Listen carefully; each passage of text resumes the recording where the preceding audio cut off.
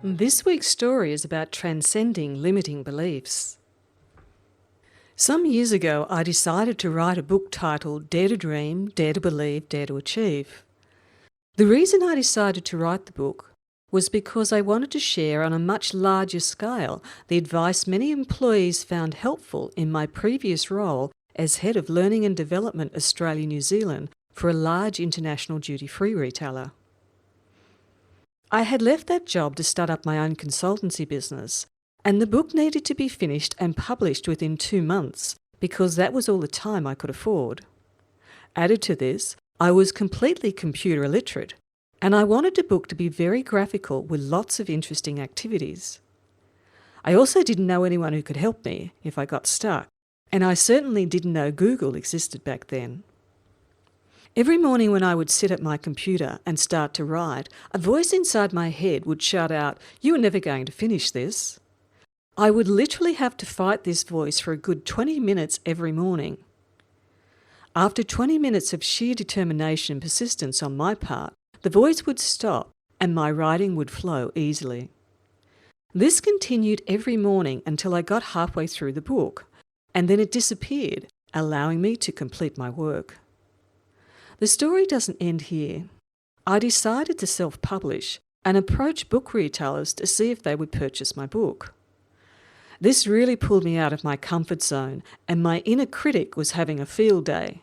But I used the techniques I had written about, and I combined this with my belief that the book could truly help people.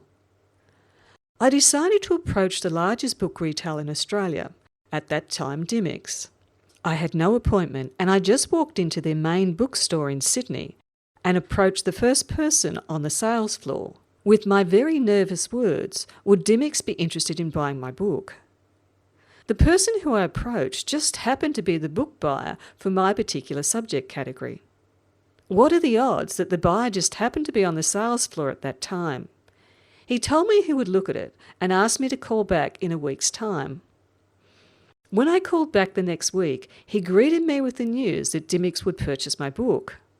Similar stories happened with other major retail stores I approached. I would also like to add that I did write and publish the book within 2 months. Such is the power of belief. The moral of the story is that often our past tries to dictate our present and future success. Unfortunately, this happens because of the way our brain works.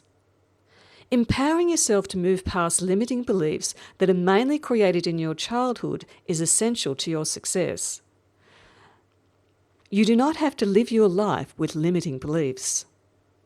It is important to be aware that when your inner critic tries to prevent you from being successful, you need to refuse to buy into its negative programming. Instead of listening to your inner critic, hold a constant vision of your goal and how you want your life to be.